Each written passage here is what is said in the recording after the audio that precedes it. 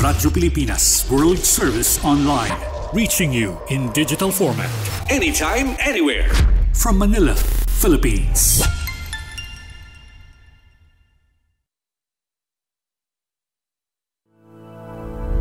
Babangon sa makabayang serbisyo publiko. Ugnayan ng Radyo Pilipinas World Service sa iba't ibang embahada ng Pilipinas upang maghatid ng impormasyon at kaalaman sa mga kalagayan ng ating mga kapwa Pinoy na naninirahan at nagtatrabaho sa iba't ibang panig ng mundo. Babangon sa makabayang serbisyo publiko para sa isang makabayang serbisyo publiko para sa overseas Filipino workers. Babangon sa makabayang serbisyo publiko kasama si Ray Sampang dito sa Radyo Pilipinas World Service.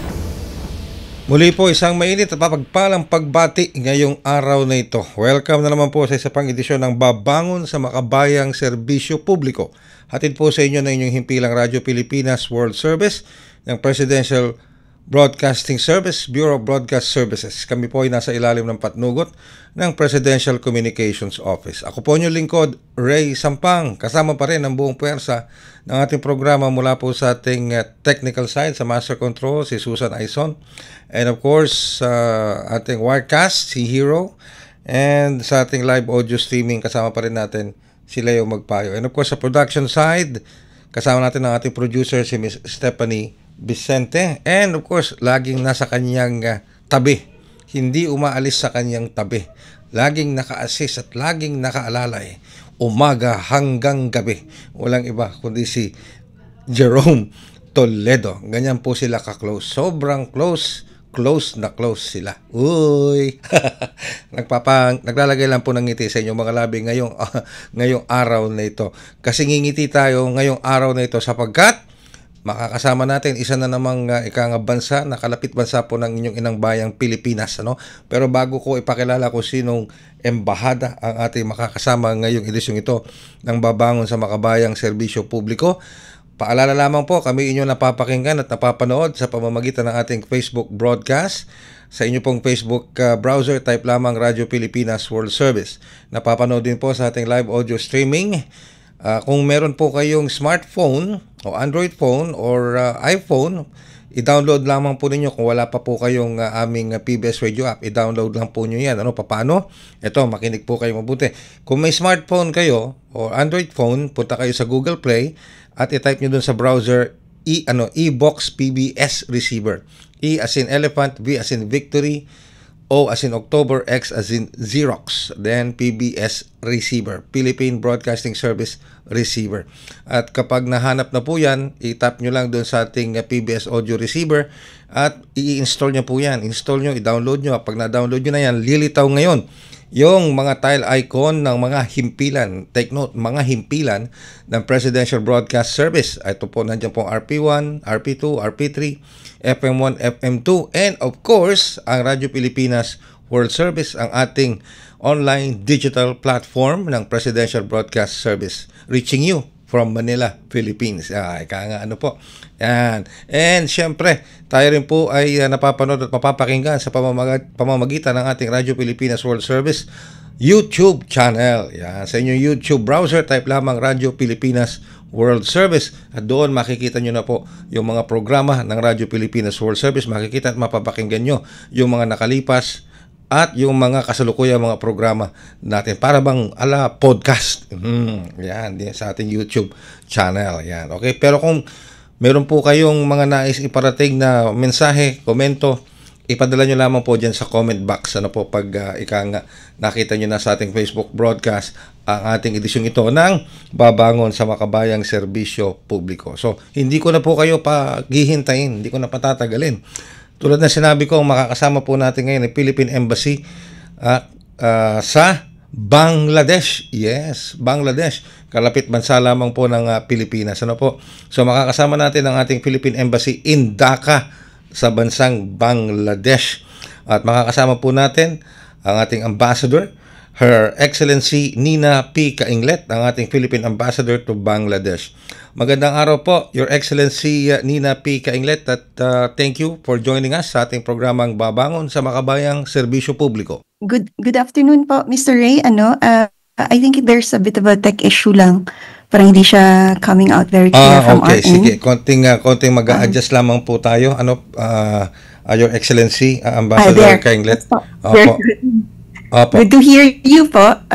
Loud and clear. Okay, loud and clear na. Thank you po Alright. for giving us this opportunity. Well, Yes po. it is our pleasure. It is our pleasure and honor to have you, Your Excellency, Kainglet, sa ating programang Babangon sa Makabayang Serbisyo Publiko. Alright, so ang unang-unang katanungan po namin, Your Excellency, for today is how would you describe the relationship between the Philippine Embassy and the host country, in this case, of course, Bangladesh?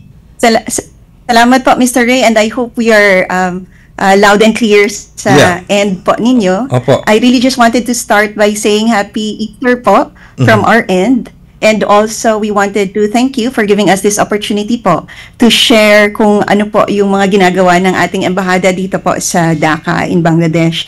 Now, relations between the two countries, the Philippines and Bangladesh, they remain warm and friendly po. It's based on mutual trust, which is of course the cornerstone of yung relations between countries. We have shared goals in development and in peace, and shared values po. Maraming nagsasabi, especially from this end, na pareho po yung values natin, love of family, hospitality po, and yung hard work. Maybe just to give a bit of a context, this really comes from the understanding na Bangladesh also po sends a lot of their workers overseas. So pareho po tayo ng mga 10 million overseas. So naiintindihan po ng bawat isa what we go through, how life is and how life can be. So based po doon sa mga stories na naririnig natin, marami rin pong friendships na na-establish in third countries. Kaya po maraming magkakaibigan na Filipinos and Bangladeshis. Wow, that's nice. Would you wish me po to maybe briefly look into trade or yan po yung please. next Yes, please, question? Your Excellency. Yun ang susunod nating katanungan kasi yung how long have you maintained our relationship with Bangladesh, and of course that includes our diplomatic and bilateral relations or trade with Bangladesh. Salamat po, Mr. Ray. It's also good to give this context na we are always recognized, the Philippines is always recognized as one of the first countries in Southeast Asia po na nag-recognize ng independence ng Bangladesh in 1971. We established relations in February 1972 po. So we celebrated 50th anniversary in 2022, and of course we look forward to the next years po ng ating relations. Now, in terms of trade, our trade stands at 143 million. That's in 2023. And ang exports po natin stand at 67.5, while yung imports po natin from Bangladesh stand at 75.6 million. In terms of trade data po, most of our exports, at least the top 3 exports po natin are next to our and animal meal and pellets. While yung imports po natin from Bangladesh are largely packaged medicaments, raw tobacco, and knit t-shirts. And this is really an understanding na Bangladesh po is well known for both their ready-made garment industry and their pharmaceutical industry. That's why yun po account for our top imports from Bangladesh. It may also interest you to note na we have at least one Filipino investment here in Bangladesh, and that's Liwayway. They are set to commence operations in May po this year on food processing. May I also share, now, of course, in terms of economic relations, we work closely with the Bangladesh Philippines Chamber of Commerce and Industry, and we are trying to reach out to other chambers of commerce and industry para mapalago po yung ating economic cooperation with Bangladesh. And maybe finally, in the area of tourism, sa tourism po, we've seen increasing numbers.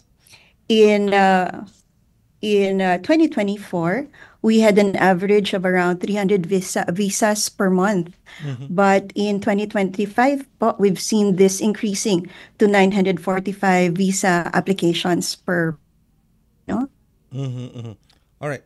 Your Excellency, pwede bang pakiulit lang yung figure pagdating dun sa export tourism. dun sa ating import Export. at export just to Opo. get a solid figure from there, Yes Your po. Excellency. Opo. Ang 2023 figures natin for trade is $143 million. And our exports to Bangladesh account for 67.5 million, while our imports account for 75.6 million po.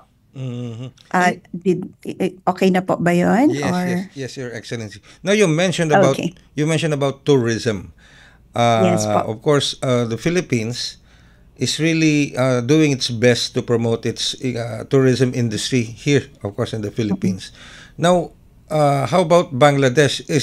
Can we consider Bangladesh as a competitor when it comes to tourism revenue?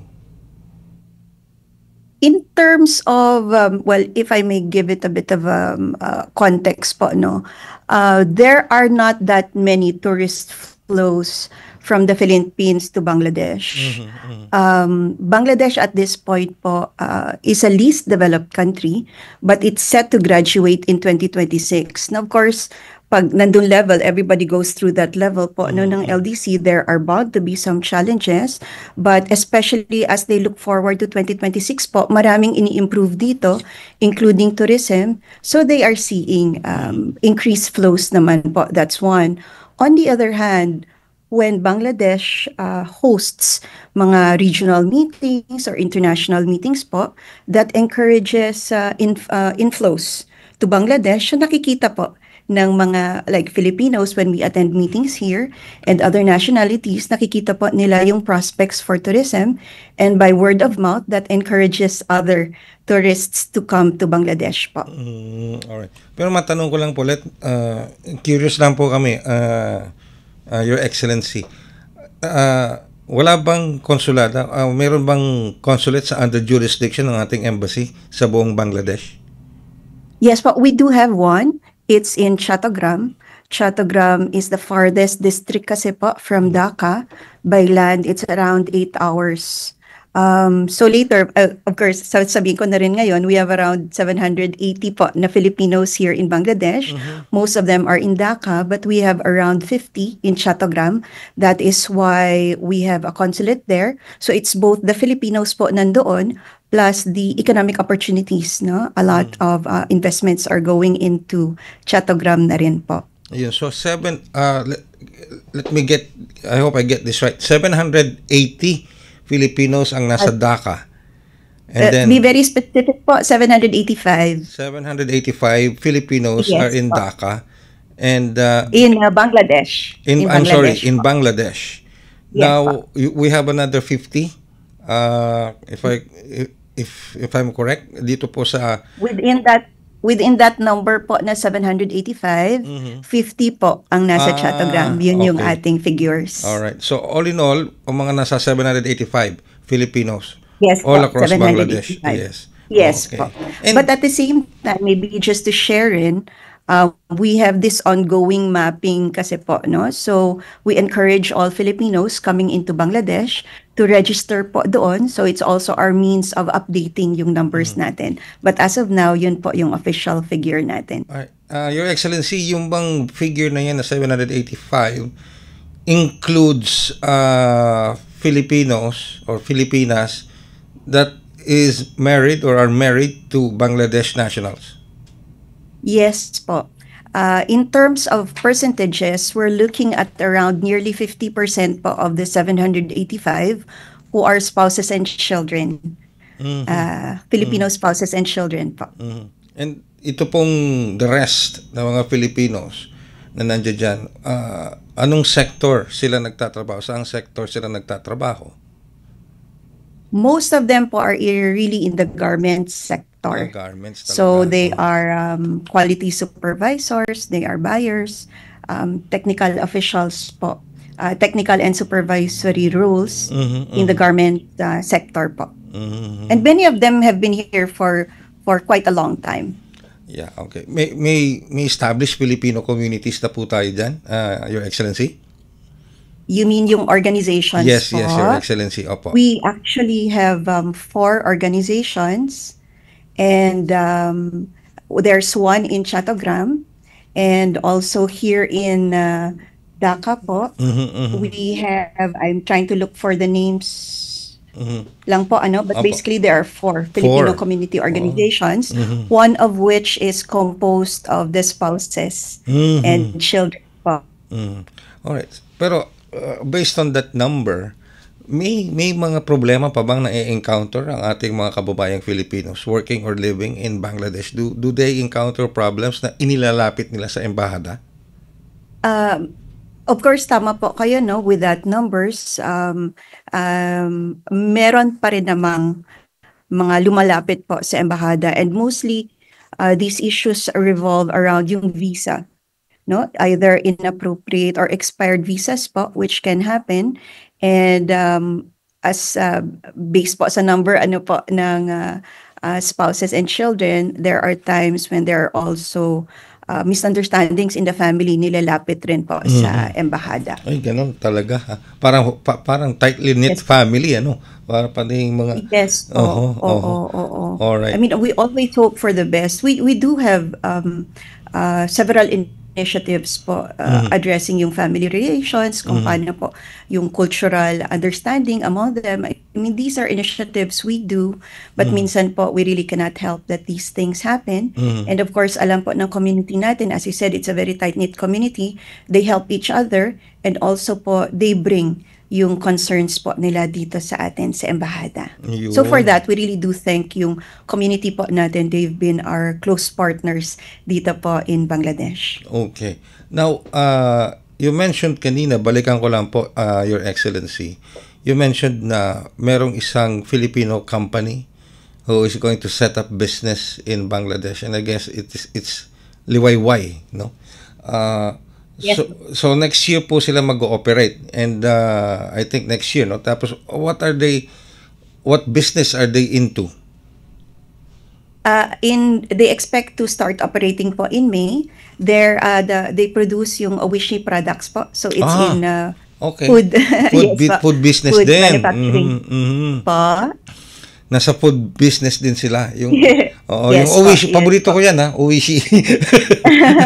Yung mga fish Kami rin po, crackers. Yes po. And they do you expect them to hire Filipinos para dito sa gagawin nilang negosyo planta dito sa Bangladesh? Will they let There are OFWs work? already several po. There are already several na nagtatrabaho with them. We've met po at least, I think, 6 to 8 Filipinos who are with Liwayway. So, but of course, when operations really start, that's when it would be so much clearer po, in terms of the numbers. Yes po. Okay. Now, what... Maybe may I share? Yes po, if it's okay. Sige po, go ahead po, May Your I- Excellency. Yes po. I also wanted to share na there is also a franchise ng Teriyaki Boy here under the MAC group. Yes po. And they've been doing very well. We've had some activities with them rin. And they also help us promote yung Filipino food po kasi meron silang mga tapsilog, banana turon. So that's good po, no? To see na it's being promoted here in Bangladesh. So how does the Filipino food compare with the Bangladesh dishes? A very interesting question po, at the end of the day, it depends really kung ano ang paborito Yes. ninyo. But Bangladeshi food kasi po tends to be quite spicy. So, but there have been occasions naman po na if ayaw niyong very spicy, you can tell them. So, yes po, pag niluluto, so at least you get to appreciate it more kung hindi po kayo very spicy ang gusto niyong pagkain.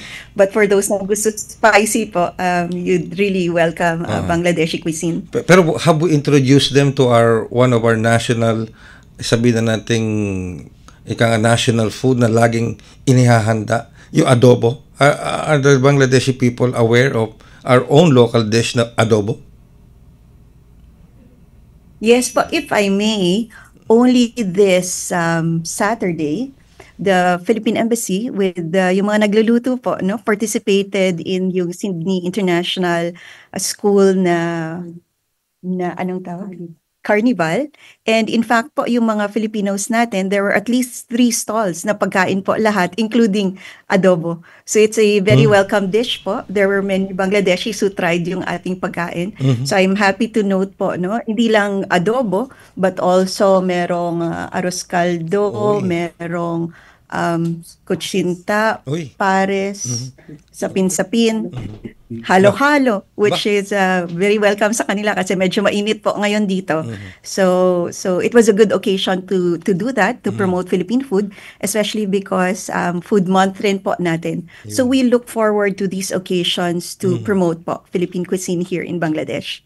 Now, Your Excellency, what are the services being given by the embassy to our Filipinos working and living abroad? For example, yung pagpaprocess ng mga passports, yung pagbibigay ng mga legal documents that they need, such as birth certificates or what have you. Ano po yung mga services na ito na ibinibigay natin sa kanila? So it's the whole range of consular services naman po, no? From passport, where needed, travel document, of course, yung mga report of birth, report of marriage. Not challenge, but ang different lang po talaga, it's really because of the numbers.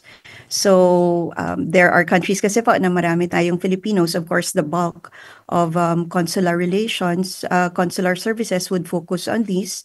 So sa atin po, we still do all of these consular services, but in smaller numbers po. And of course, may I ask also, Your Excellency, if we do outreach programs sa ating mga Filipino communities, like what you said, we have 4 Filipino established communities. Do we do regular outreach programs to them, lalo na pag-disseminate ng information tungkol sa mga consular services and important information na kinakailangan nila? Yes po. So in Bangladesh, we do consular outreach at least twice a year po, no? So sa mga Filipinos outside of Dhaka, but maybe this is also the right time to share po that I also have jurisdiction over Sri Lanka and the Maldives. So we also do po yung consular missions to the 2 other countries. So under nyo rin ang Sri Lanka at Maldives, under ng Philippine Embassy sa Dhaka? Yes po. Yes po. We have honorary consulates in the 2 countries, Sri Lanka and Maldives, but also at the same time, the embassy po conducts consular missions doon. Malawak-lawak pala po ang jurisdiction nyo, Your Excellency, no? Medyo Hindi lang Bangladesh, pati Sri Lanka at saka Maldives. Yes. Meron din tayo mga Filipino communities there sa Sri Lanka at sa Maldives. Yes po. Okay. So, ang lawak pala, no? Ang lawak ng jurisdiction na nasa ilalim ni a little physically distant rin po, kaya it's a little challenging to conduct very regular consular missions, but so we have around 670 and we have 2 community organizations doon. In the Maldives po, there are countries na we have to respect if medyo difficult sa kanila to be formally organized, but there is an informal association of Filipinos po doon. Pero sa ngayon po, Your Excellency, pardon me if I may ask this na, how long have you been the ambassador sa ating embahada dyan sa Bangladesh? I actually arrived po on December 16. I was in Italy. I was in Rome for nearly 4 years po before I assumed as ambassador dito in Bangladesh. All right. So 4 months. 4 months. 4 months pa lang pala si Your Excellency. Yes po. Ayun. 4 months pa lang, Step. Yes po, dito in Bangladesh. 4 months pa lang, Step, binulabog mo na si Your Excellency. It's okay po. We tried to work hard since I arrived, and we've accomplished quite a lot po. So it was our honor to also share with you the initiatives undertaken by the embassy here. Yes, Your Excellency, listening to you, parang hindi ka nga 4 months pa lang dyan parang you've been there quite a long time na already, dyan sa Bangladesh. So, sa pagkakataon po ito, siguro matanong ko lang po kung since 4 months pa lang po kayo siguro, pero baka mamaya, itong susunod na tanong ko, you can answer this or you may not answer this kasi this involves yung ating overseas voting. Kung ano po yung mga may nagpa-register na ba out of the 700 plus na mga Filipinos natin yan sa Bangladesh?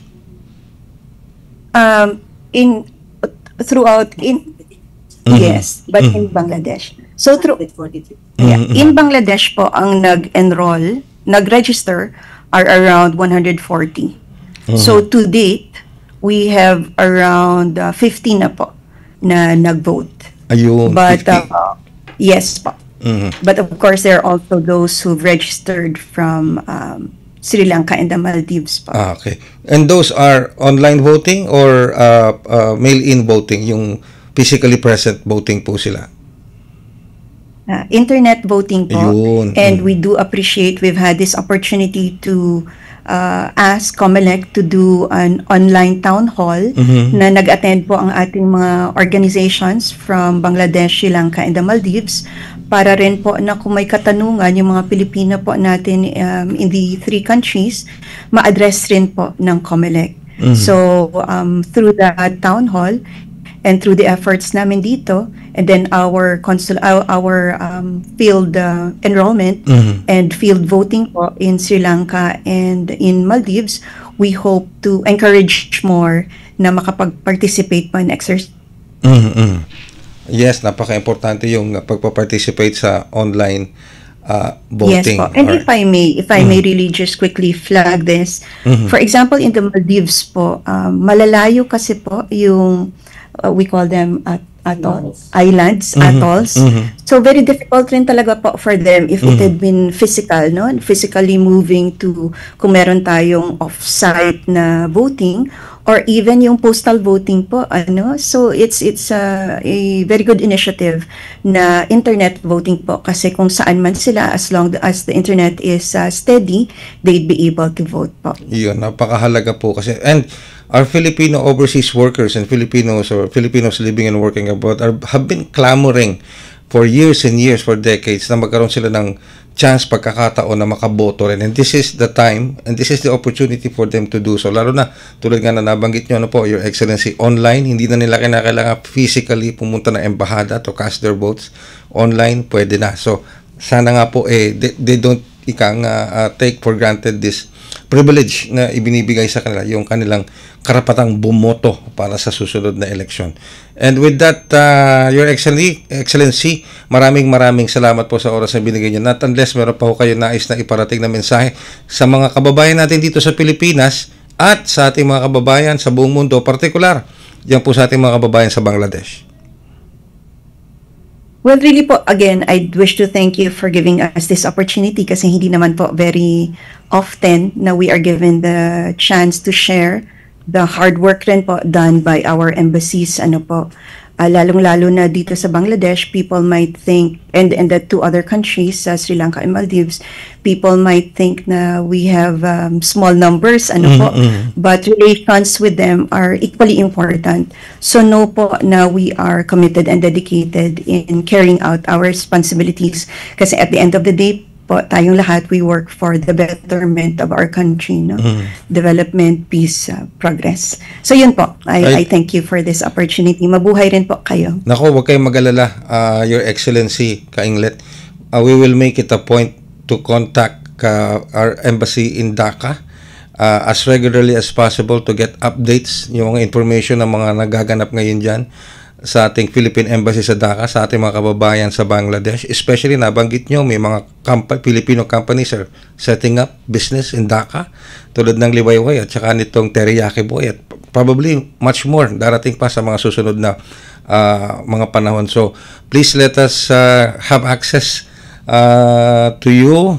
Sana po hindi ito ang una't huli nating pag-uusap para makakuha po kami ng mga informasyon at maipakalat din naman namin, ma-inform din natin yung ating mga kababayan dito sa Pilipinas at sa buong mundo yung mga ginagawa po ng ating Philippine Embassy sa Bangladesh. Maraming salamat po, Your Excellency Nina P. Ka-Inglet. Maraming salamat po. Thank you po. Alright, ang ating pong Ambassador to Bangladesh, Her Excellency Nina P. Ka-Inglet. Kasama po natin dito sa episode natin na babangon sa makabayang serbisyo publiko. Hindi ako nagbibiro doon, mga kababayan. We will regularly contact Bangladesh. Jerome, Steph, baka kukuha tayo ng mga news and information sa Bangladesh na pwede natin gamitin para makita ng ating mga kababayan dito sa Pilipinas, maging sa buong mundo, kung ano ang mga developments na nangyayari sa Bangladesh, lalong-lalo na sa ating Philippine Embassy dyan sa Bangladesh. Biro mo, magtatayo ng business doon, ang Liwayway. At saka nandoon na pala yung Teriyaki Boy. Tama ba rinig ko? Teriyaki Boy. Yan. Di ba yung Teriyaki Boy, yun yung pagkain na parang ano yun, rice topping. Yun yung Teriyaki Boy, di ba? Sarap daw doon. Kilala yung Teriyaki Boy doon. Tsaka yung Liwayway. Yung Oishi, alam niyo yung Oishi? Yung cracker, seafood cracker. Yun. Di ba? Ano pa ba meron doon? Alam nyo, yung paborito ni Jerome yan at saka ni Steph, yung fish cracker na yan. Naghahati pa sila doon sa kakabiranggot. Minsan hahatiin pa nila yung mahaba na yon para lang meron sila ganun sila ka-close. Ganun talaga. Okay. Maraming salamat po sa inyong pagsubaybay sa isa na mag-edisyon ng Babangon sa Makabayang Serbisyo Publiko. Humihirit si Hero, paano naman daw siya? Okay. Maghanap ka kasi. Yeah. Just naglalagay lang po ng ngiti sa inyong mga labi. Alam kong medyo katatapos lang ng Holy Week na Semana Santa. So, it's about time to wake up. Back to reality, trabaho tayo ulit. Ano po? Ayan. Sige, maraming salamat po sa pagsama niyo sa amin dito sa isa pang edisyon ng Babangon sa Makabayang Serbisyo Publiko. Ako po yung lingkod, Ray Sampang. At ito ang himpilang Radyo Pilipinas World Service, ang online digital platform ng Presidential Broadcast Service Bureau of Broadcast Services. Hanggang sa muli. Babangon sa Makabayang Serbisyo Publiko. Ugnayan ng Radyo Pilipinas World Service sa iba't ibang embahada ng Pilipinas upang maghatid ng impormasyon at kaalaman sa mga kalagayan ng ating mga kapwa Pinoy na naninirahan at nagtatrabaho sa iba't ibang panig ng mundo. Babangon sa Makabayang Serbisyo Publiko para sa isang makabayang serbisyo publiko para sa overseas Filipino workers. Babangon sa Makabayang Serbisyo Publiko kasama si Ray Sampang dito sa Radyo Pilipinas World Service.